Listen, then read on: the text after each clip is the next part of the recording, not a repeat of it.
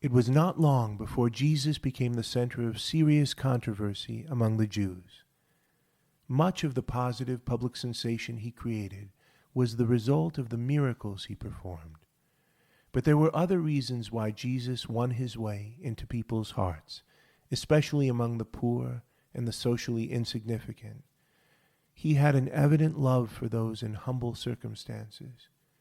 The needy and the downtrodden found in him a sympathetic ear and a decisive advocate. He was a person with wide human sympathies. He could be found weeping over the death of a friend, or leaping for joy at the grace of God among his disciples. His eyes would flash with indignation at falsehood, and he could spring into angry action at irreverence in the temple. He could read people's hearts, and he often spoke with homespun irony and an evident twinkle in his eye. He was a spellbinding teacher who knew how to clothe the deepest truths in short and dramatic sayings and stories. At the same time, he would never play to a crowd or court the good opinion of his hearers. Just when it seemed that all were pleased with him, he would speak hard truths and make rigorous demands. He united a profound concern for his hearers with an unflinching seriousness about truth and justice. The combination was hard to resist.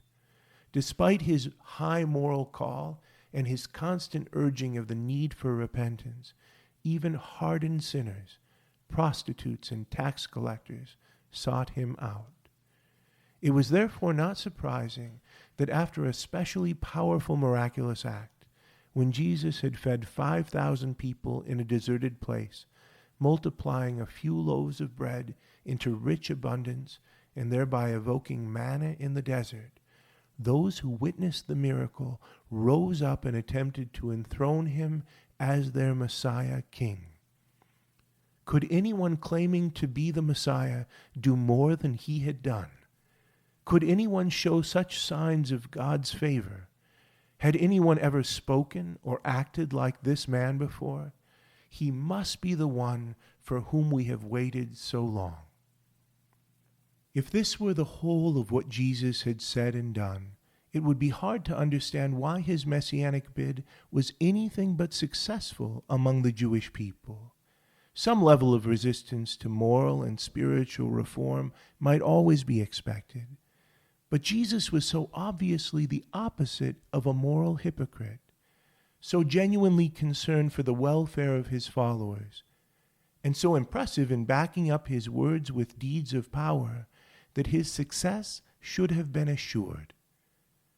Yet there was another current in the words and acts of Jesus that were hard for many of his hearers to come to terms with, especially for those most well-versed in Jewish law and tradition.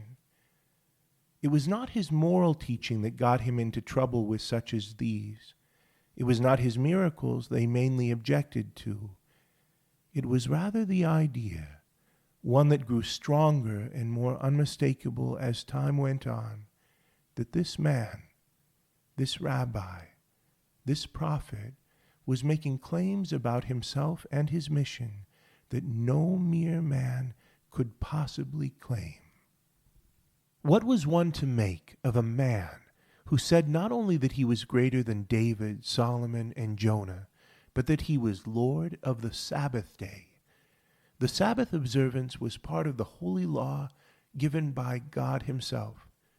If Jesus had only offered a new interpretation of the Sabbath, he may or may not have been agreed with, but he would have shown himself to be a customary rabbi, commenting on and submitting to the Jewish law.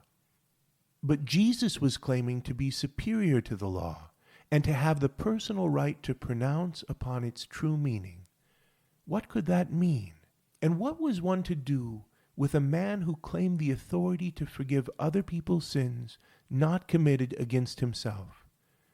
What was to be thought about a teacher who said not only, "I will show you the right way, and I will teach you the truth, and I will point out the path of life to you," but shockingly, "I am the way, I am the truth, I am the life"? What was one to think of a man who made personal loyalty to himself the measure of all goodness, in claims like, "He who loves father, mother, sister, brother more than me is not worthy of me," and "He who does not hate his very self cannot be my disciple"? Could it be that he was claiming to possess the authority of the God of Abraham, Isaac, and Jacob, the creator and Lord of the universe? Could it be, impossible thought, that this man who ate and drank and spoke and slept like any other man claimed in some mysterious way to be God?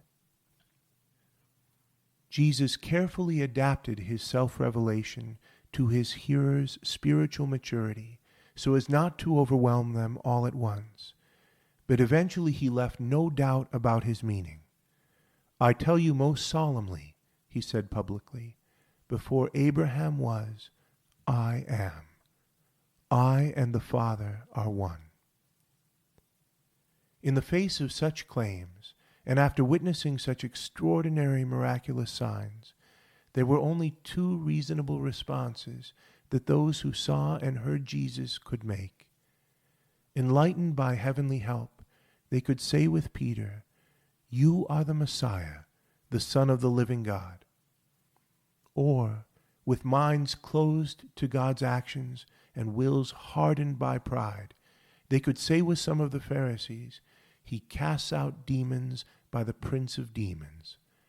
Whatever else Jesus may have been, it was clear to those who encountered him that he was not simply a man like other men, a teacher and a prophet to be honored, opposed, or ignored according to a human scale of understanding. This person was either God himself, mysteriously come among his creation in the form of a man, or he was the devil incarnate, exercising superhuman powers through demonic agency. There began to form around Jesus two camps: those who had experienced the presence of God through the veil of his humanity, and who worshipped him as no mere man should be worshipped, and those who stiffened in their resistance to God's presence in him and sought to eliminate that influence, and if possible, to put him to death. It was a pattern that would repeat itself in every time and in every human heart down the ages.